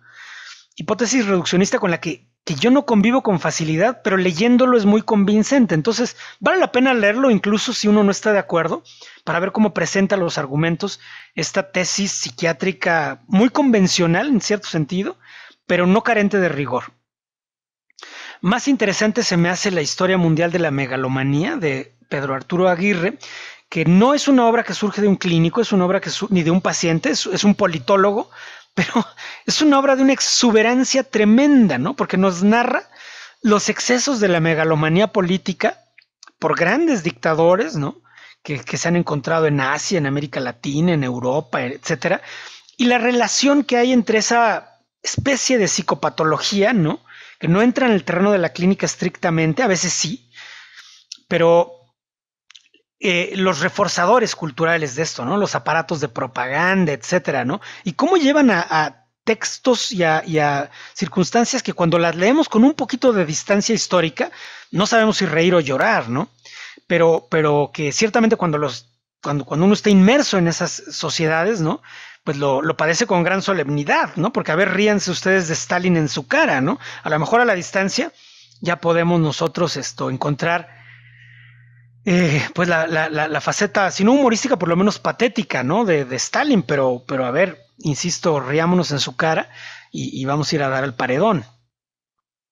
Otras obras neurocientíficas plantean experimentos radicales. Para mí esto es la experimentación literaria y científica en su extremo, como Mentored by a Madman de William Burroughs, que lo que hace es que él toma lecciones de William Burroughs, de los textos creativos de William Burroughs, El almuerzo desnudo y otras obras de ciencia ficción. Como nadie ignora, pues William Burroughs fue uno de los grandes adictos del siglo XX, ¿no? O sea, que usó todas las sustancias de las que se podía abusar. Pero entonces, este científico, neurólogo británico, serio y solemne y prestigiado, toma con toda seriedad las recomendaciones de William Burroughs y lo experimenta en su propia cabeza. O sea, por ejemplo, viaja a Brasil y usa algunas drogas alucinógenas recomendadas por William Burroughs, pero para fines terapéuticos. Y de hecho, él ha hecho a partir de esto innovaciones muy interesantes en el tratamiento científico del Parkinson, ¿no? Entonces, es una obra que es un experimento narrativo y científico radical. Otras obras que a mi juicio pueden entrar a veces con dificultades en el canon, los trabajos de Konrad Lorenz, el libro sobre la mortalidad de Hitchens. El caso de Yalom yo creo que es muy interesante, ¿no? Él viene del mundo de la psicoterapia existencial, hace novelas que son tremendamente populares, u otros textos más psicoanalíticos como puede ser La mujer que no quería amar de Stephen Gross, ¿no? un psicoanalista que tiene también, por cierto, no sé, ¿no? Otra vez, yo no, como no soy experto en psicoanálisis, no sé si para un psicoanalista resiste la prueba, ¿no? Crítica, pero desde el punto de vista literario son relatos muy sugerentes, ¿no? Están muy bien escritos. Y ya finalizo con lo que yo consideraría mi tradición y les platico un poquito de mi obra, ¿no? Que son los trabajos que derivan de González Cruzí, que fue mi maestro. Él es un patólogo y ensayista mexicano, amigo de Oliver Sacks. Escribieron juntos algunas cartas y ha trabajado estas obras que más bien es un giro hacia el ensayo literario, ¿no? Sus notas para notas de un anatomista, Amor repentina, acerca del nacer y otras dificultades, la enfermedad del amor, etcétera. Y entre sus alumnos, pues nos encontramos algunas gentes que están en otras partes de América Latina, como Jochi Herrera, y es un cardiólogo que hace narrativa clínica, pero desde la cardiología. Andrés Ríos Molina, que es historiador, tiene este libro sobre el multihomicida Goyo Cárdenas y otros libros como de crítica e historia psiquiátrica muy agudos, muy humorísticos, muy mordaces. Y bueno, aquí mis propios trabajos, ¿no? De los que les platico un poquito, ya para finalizar, y que tienen que ver sobre todo con esto que yo llamo la experiencia clínica, tal y como la vivo yo, desde mi situación muy contingente, y es que cuando uno observa casos individuales, uno establece una semiología, ¿no? Que se alimenta de la tradición, de la ciencia, de la clínica, etcétera, pero que en el estudio de los casos encontramos casos típicos, ¿no? Que parecen ya resueltos por la tradición, pero también casos que están en los márgenes de nuestros sistemas de coordenadas, y ahí hay mucha más incertidumbre. Y estos casos marginales generan hipótesis científicas, yo a veces los trabajo para hacer reportes científicos, pero también experiencias estéticas, porque nos generan una sensación de extrañamiento como la que tenemos frente a formas radicales de arte, y también cuestionamientos éticos, porque a veces nos plantean problemas para los que no tenemos una solución. Entonces estos casos pueden originar investigaciones científicas, pero también ejercicios literarios, a la mitad del camino entre la narración clínica y el ensayo. Pienso que la complementariedad entre las ciencias clínicas y la literatura están al servicio de la conciencia deliberativa, que es necesaria para desarrollar la razonabilidad del saber práctico, ¿no? Eso que Aristóteles llamaba la frónesis. Y que esto es necesario en un terreno fronterizo entre la neurología y la psiquiatría. Entonces, yo he hecho estas obras que a veces, como pensando un poco en lo que hago, le llamo los testimonios del acto de pensar, porque, por ejemplo, esta obra, Un diccionario sin palabras, es como un diario clínico, muy minucioso, a veces hasta obsesivo, de lo que ocurre, por ejemplo, entre que empieza una consulta y que termina, o a veces hago el ejercicio un poco imaginario de detenerme en un minuto o en un segundo de la consulta para analizar todo lo que está sucediendo, ¿no? El horizonte de expectativas, como le llamo desde la tradición literaria, que hay entre el clínico y el enfermo o sus familiares. Aquí analizo yo casos de mujeres que perdieron el lenguaje como resultado de lesiones lesiones estructurales, 2 de ellas por traumatismos y una de ellas por un virus que destruyó el lóbulo temporal de su cerebro. En todo caso, quedaron deprivadas del lenguaje verbal. Sin embargo, sus vidas siguen adelante, ¿no? Y la gran pregunta es, ¿y cómo lo hacen, no? O sea, ¿cómo pueden vivir, ¿no? Y desarrollar una vida social? Y verdaderamente, no porque yo lo haya escrito, sino porque yo tuve el privilegio de atender a estas personas. Créanme que a veces los relatos nos llevan por giros que uno no hubiera esperado del relato, ¿no? Por ejemplo, una mujer que pierde el lenguaje, ¿no? Pero todo el tiempo su mamá me está diciendo, y es que, bueno, yo la titulé aquí en el libro Amanda, ¿no? Lógicamente es un nombre ficticio, para proteger la confidencialidad de la paciente. Pero entonces la mamá me decía, es que Amanda le pidió perdón a sus hermanas, ¿no? Porque las golpeó. Yo digo, pero a ver, espérese un segundo, ¿no? O sea, ¿cómo hizo eso? ¿Cómo le pidió perdón si no tiene palabras, ¿no? ¿Cómo le hizo para pedir perdón si no tiene palabras? Porque la paciente solamente hablaba, tenía un síndrome de desintegración fonética que la hacía hablar en un lenguaje inventado, por así decirlo, ¿no? Deforma tanto las palabras y tiene tantas alteraciones gramaticales que no se puede entender su habla. Entonces yo digo, bueno, ¿y cómo le hizo para pedir disculpas? Y me dice la mamá, pues muy fácil. Se hincó frente a ellas e hizo las manos así, ¿no? Entonces sí es cierto, les pidió perdón. Entonces yo fui descubriendo muchas formas de comunicación no verbal. Luego descubrí que la paciente, por ejemplo, a pesar de tener completamente abolida la comunicación verbal, tanto ella no podía entenderme como yo no podía entenderla, pero conservaba perfectamente las capacidades matemáticas. Entonces ella podía resolver problemas aritméticos y esto nos permitió diseñar un pequeño trabajo de rehabilitación basado en las ventas, porque ella era vendedora, vendía perfumes. Pero entonces lo que hicimos fue comprar una bolsa de paletas, ¿no? Cada paleta costaba $1. Ella hizo un letrero muy interesante donde dice que cada paleta cuesta $1. Y entonces yo le hacía con la mano, ¿no? la seña de 5, ¿no? Y ella me daba 5 paletas, yo le daba una moneda de 10 pesos y me devolvía 5 pesos. Entonces digo, perfecto, pues no hay ningún problema económico, ¿no? Está dando el cambio correcto. Y se fue a la calle y en los semáforos vendía las paletas y empezó a ganar más dinero que el resto de su familia, que no tenía ninguna discapacidad neurológica, ¿no? Pero traía aquí en el cuello una bolsita donde estaban hasta 3,000 pesos, me dijo su mamá, en la bolsita del cuello. Y sin embargo, la paciente también sabía mentir sin palabras, que es otra cosa muy interesante, porque, por ejemplo, iba con la señora de las quesadillas, ¿no?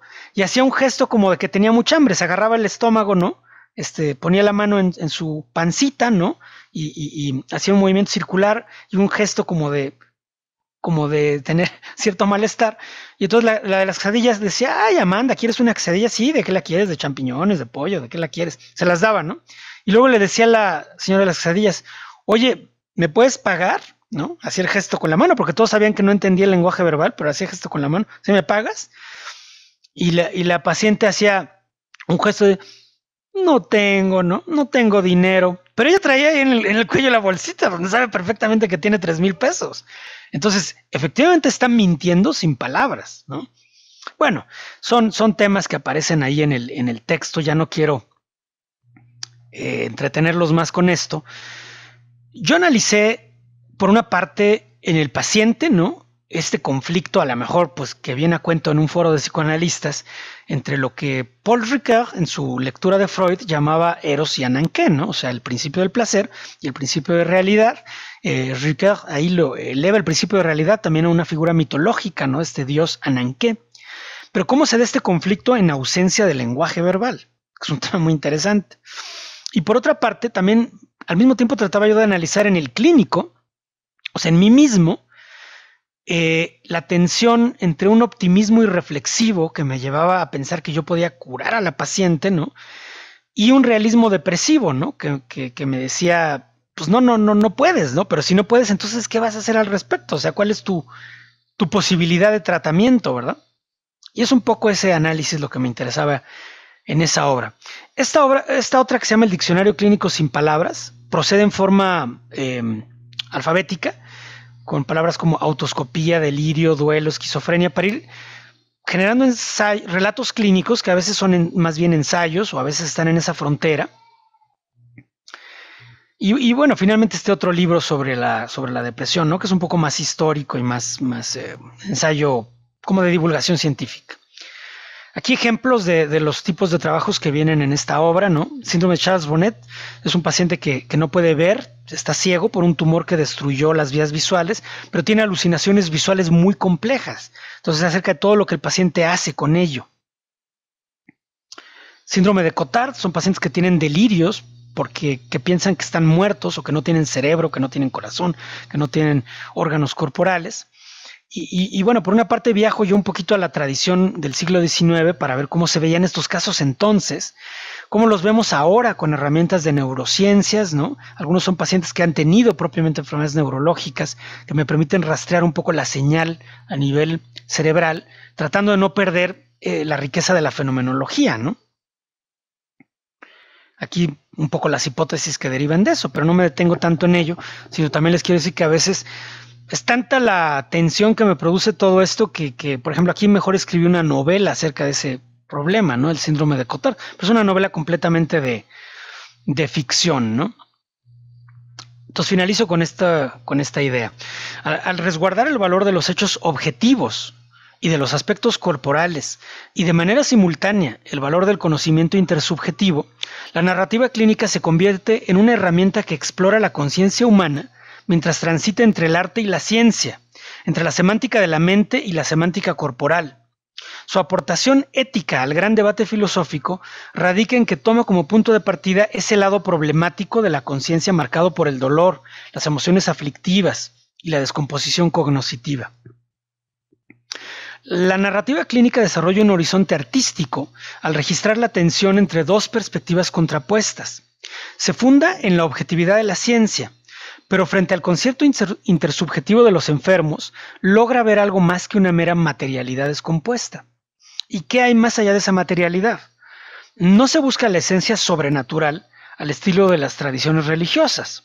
Se trata de reconocer que los actos y los estados mentales se comprenden mejor cuando la neurobiología se abre al estudio histórico, cultural, biográfico, familiar.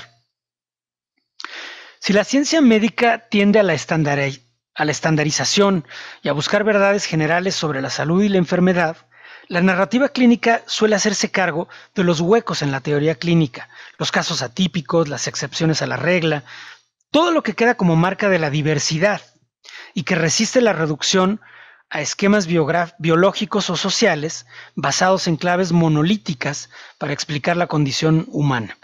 Y bueno, con eso termino mi presentación. Muchas gracias. Muchas gracias, Jesús. Muchas gracias. Todo un recorrido, ¿no? Todo un recorrido de distintas narrativas, y me llamó mucho la atención ahorita esto de las claves monolíticas. Es un gran concepto, ¿no? Porque me hizo recordar, parece que Bachelard era el que decía que era una pena, algo así como que era una pena que las palabras en nuestra cultura actual como que se usaran simplemente como fórmulas matemáticas o como claves para dar cuenta de algo muy concreto que es o no es, ¿no?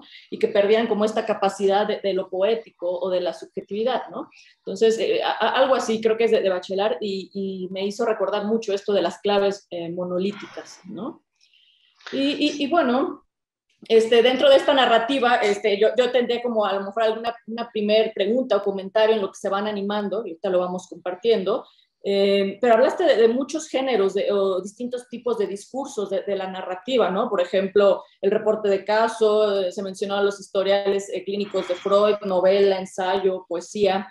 Pero, por ejemplo, lo testimonial y el diario, ¿no? También el diario, que todo lo que nos compartiste, ¿no? De tu experiencia. Pero, por ejemplo, el tema de lo epistolar, ¿no? La escritura epistolar se me hace también que pudiera ser algo muy interesante. El mismo Freud con Fliess, y bueno, también en la literatura hay todo una temática al respecto, ¿no? Borges, Bioy Cáceres, las hermanas Silvina, ¿no? Las hermanas Ocampo, Silvina y Victoria Ocampo. ¿Cómo lo pensarías tú esa parte, ¿no? Dado pensándolo tal vez como desde el otro, ¿no? Que se juega en el discurso, en la narrativa que hace uno en lo individual. Siempre está ese otro, digamos, ¿no? A quien se le escribe, a quien se le habla, ¿no? Pero ¿cómo lo pensarías tú el tema de lo epistolar? Muchas gracias, ¿no? Me parece una perspectiva excelente, ¿no? Yo no la incluí aquí, pero enseguida voy a incluirlo porque, digamos, lo epistolar para mí tiene una gran riqueza, ¿no? Y ciertamente hay textos de narrativa clínica que tienen esta vocación epistolar, o esta naturaleza epistolar más bien.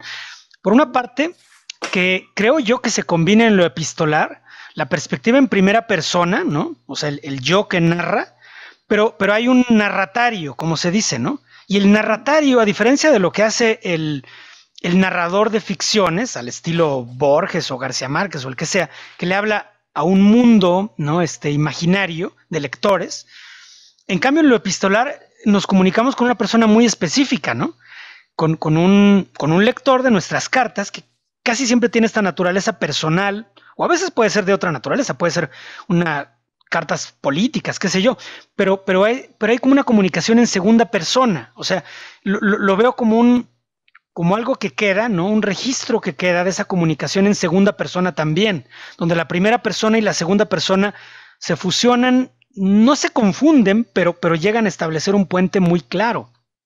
Entonces, yo creo que la epistemología de la segunda persona, ¿no? Que es lo que hacemos nosotros en la práctica clínica, en el encuentro con los pacientes, es algo que no ha sido suficientemente analizado por los filósofos de la ciencia, por la epistemología. O sea, hay muchos estudios sobre la primera persona y la tercera persona, ¿no? La objetividad de la ciencia o el testimonio en primera persona de la conciencia, la subjetividad, etcétera, ¿no?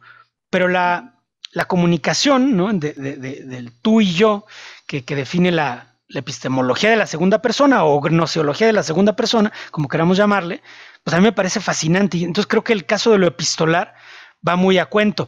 También va a cuento otro tipo de diálogos, ¿no? Por ejemplo, yo leo mucho este libro también entre Paul Ricoeur y este neurocientífico francés Jean-Pierre Changot, que discuten la ética desde el ángulo de la filosofía hermenéutica versus la neurociencia. Y es un debate durísimo, ¿no? Donde se ponen se salen chispas, ¿no? De ese debate. Pero lo que es muy interesante es también como ambos son caballeros, ¿no? Si realmente es gente muy distinguida en su estilo retórico, en lo que Habermas llamaría la ética del debate.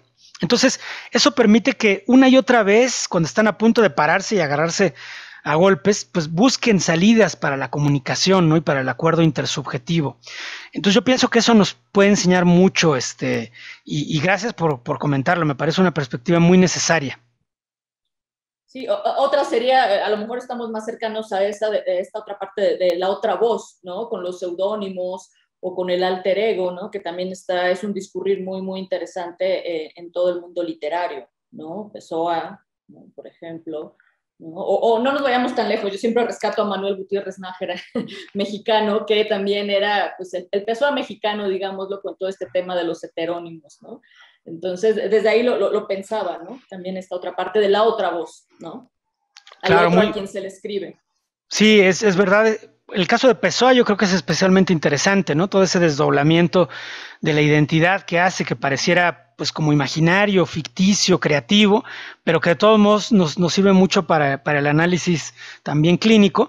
Y otro caso, a lo mejor más clínico, puede ser el de Hölderlin, ¿no? Que se transforma en Scardanelli y que escribe sus últimos poemas ya con esa identidad delirante, ficticia, creativa, no sabría decirlo, no lo atendí, no puedo obviamente dar un diagnóstico, pero hay un poema precioso, ¿no? De Francisco Hernández que se llama Habla Scardanelli, que justamente son poemas imaginarios, o sea, es una perspectiva ficticia o imaginaria de Francisco Hernández acerca de esos últimos días de Hölderlin escribiendo como Scardanelli. Casi siempre cartas, o sea que también se conectaría con la perspectiva epistolar a su famosa griega, ¿no? Que era la esposa de ese banquero, de quien él estuvo enamorado y todo ello. Entonces, sí, gracias por mencionarlo. Son muy buenas referencias las que me estás dando. Gracias. Adelante, Julio. Sí, bueno, digo, felicitarte por esta exposición tan interesante y que siempre como pasa como con las buenas películas, sales del cine y sigue la película, uno la sigue haciendo, ¿no? Eso habla de algo muy profundo, muy interesante. Ahorita que decía Liliana de los seudónimos y todo, hay un seudónimo que utilizaba Marx, que era More. Así firmaba Marx ciertos escritos que tuvo clandestinos. More, como más en inglés, M-O-R, More, ¿sí? Y hay otro libro que yo leí hace tiempo, es un libro chiquito, que se llama Mi suicidio. Es de un autor que se llama Henry Rorda, con doble O. Y él habla, es un dandy, un cuate así frívolo, y se suicida. Y va narrando todo, cómo está haciendo todo lo de su suicidio. Que ese también es otro género muy ominoso, muy siniestro, lo que quieran ponerle, pero es real, ¿no? Real, ahora sí que en sentido lacaniano y en sentido también de lenguaje coloquial, ¿no? En el sentido de que también es un género, ¿no? De que se ha escrito mucho sobre eso también, ¿no? Yo te felicito, Jesús, ¿no? Muchas gracias. No conozco esas referencias, voy a tomar nota, pero me hizo pensar en, bueno, hay un libro de Alfonso Reyes, ¿no? Sobre el suicida, así se llama, Sí. y me hizo pensar también en los diarios de Sándor Márai, el gran escritor húngaro, Sí. que además yo creo que es un caso fascinante para la clínica, pero que en sus diarios hace el relato de los 6 meses desde que compra una pistola hasta que se suicida, ¿no? Y ahí va, pues justamente dando los fundamentos, ¿no? De su comportamiento suicida, que además yo creo que nos hablan muchísimo sobre la historia y la sociología del siglo XX, ¿no? Que vienen desde las guerras, el auge del fascismo, el nazismo, las sociedades soviéticas, el muro que se estableció entre el mundo soviético y la Europa occidental, esta como especie de desterritorialización que él sufre en Estados Unidos, donde acaba sus días, las pérdidas de su esposa, de su hijo adoptivo, la imposibilidad de la eutanasia, ¿no? de la que él habla mucho ahí en ese texto. Entonces, sí, es un subgénero, ¿no? Todo lo que tiene que ver con estas narraciones del suicidio. Gracias por mencionarlo. No, a ti. Y que justo tendría que ver también, se tocó el tema como de la patología, ¿no? Y los escritores que se suicidan, ¿no? Por lo general se suele como vincular mucho, ¿no? Que estos escritores, bueno, grandes artistas, no solo los escritores, como muy vinculado, buscándole siempre lo psicótico, lo melancólico, la angustia, ¿no? Todo este tema, ¿no?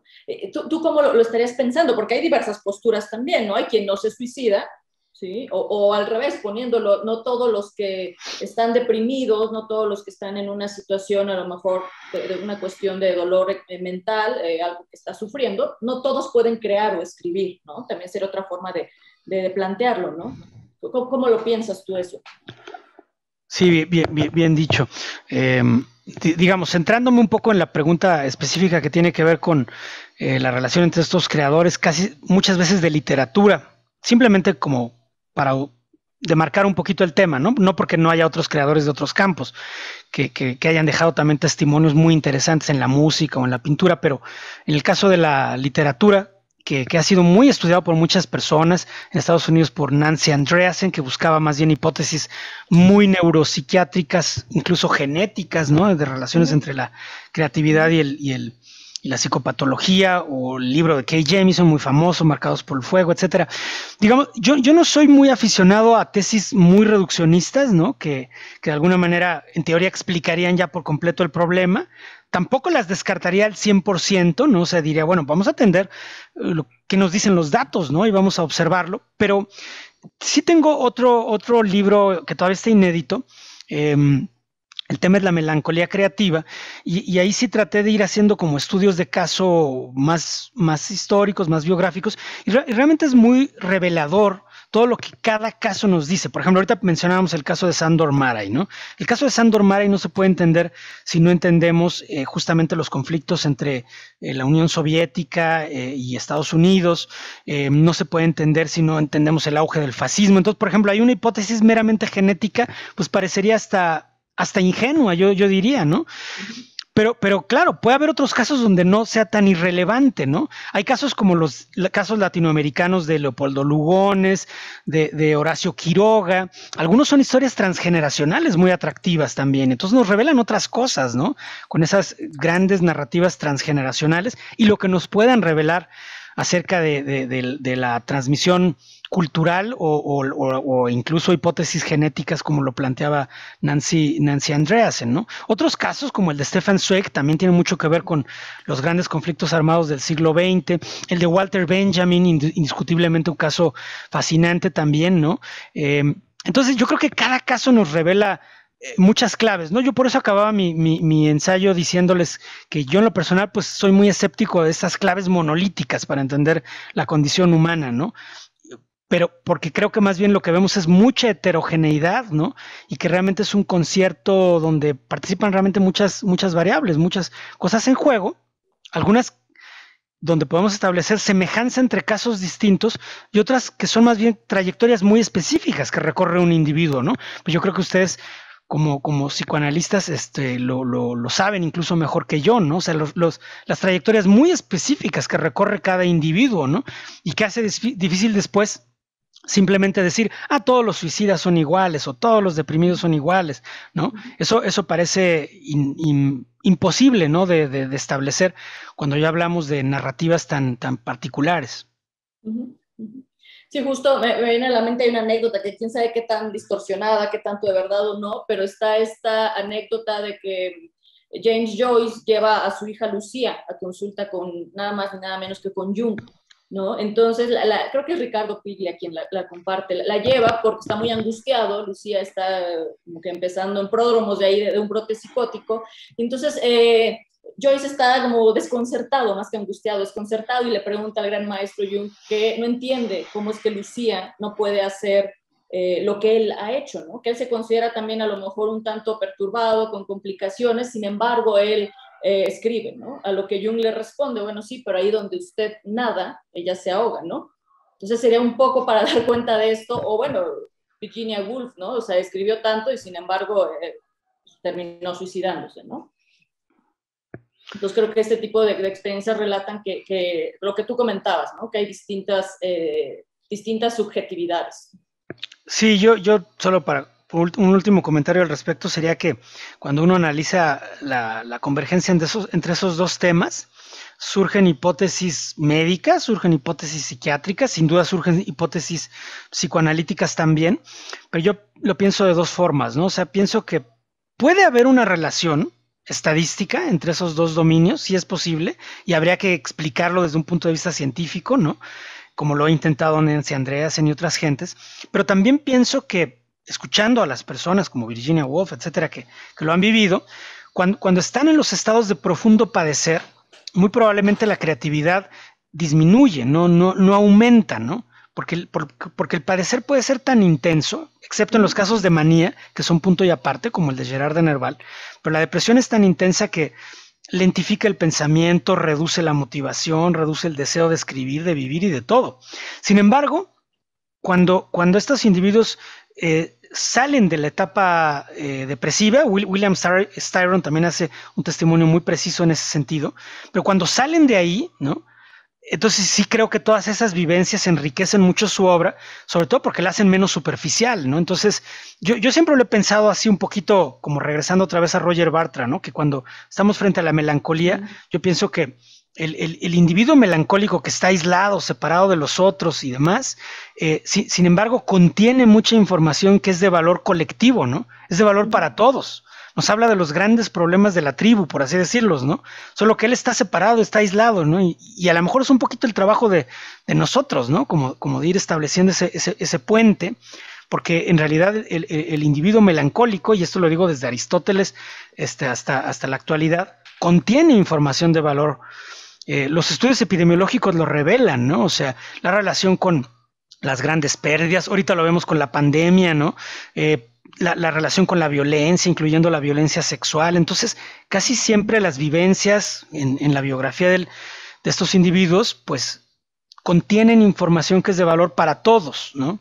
Y a veces pienso yo que los escritores que lo padecen, pues, tienen esa posibilidad de comunicarlo, ¿no? Y por eso sus obras tienen tanta riqueza. Claro. Gracias, sí. Definitivamente es muy amplio lo que nos comparte, es muy enriquecedor y hay muchas felicitaciones. Andrea Valente, Raquel Ribeiro, Josefina, ¿no? Jorge Marinet, él comenta, dice, hay otra frontera entre la interpretación clínica y la aplicación terapéutica también, ¿no? Que es un poco de lo que comentaste, ¿no? Gracias, sí, yo aprovecho para saludar al doctor Mariné, quien tuve el placer de que fuera mi maestro en un taller formidable que nos dio justamente sobre la perspectiva psicoanalítica frente a pacientes que tenían ese diagnóstico, ¿no?, de trastorno limítrofe de la personalidad, y que es sin duda un horizonte fascinante, ¿no?, para la clínica y también para la psicopatología. Entonces me ayudó mucho el doctor a entender la perspectiva, y sí rescato esa idea, ¿no?, de que también todas estas ideas de la narrativa clínica pueden tener un valor para la terapéutica, ¿no? De pronto se vuelven como mediadores, ¿no?, que nos permiten comunicarnos y explorar. Y explorar estados mentales donde al paciente a veces le cuesta mucho trabajo verbalizar las cosas, ¿no? Entonces, en algún sentido, yo creo que ese es el puente que establecen los narradores clínicos, ¿no? Ya sea que vengan del padecer, o que vengan desde la investigación, o que vengan desde el trabajo clínico. Creo que aquí a Mariana Vera se le dificulta escribir, es lo que me estaba diciendo. No sé si quieras compartirnos, por favor. Me intentó y no pudo dejar un comentario. Adelante, Mariana. Pero que le activen el micrófono. ¿Lo puedes activar, Javier?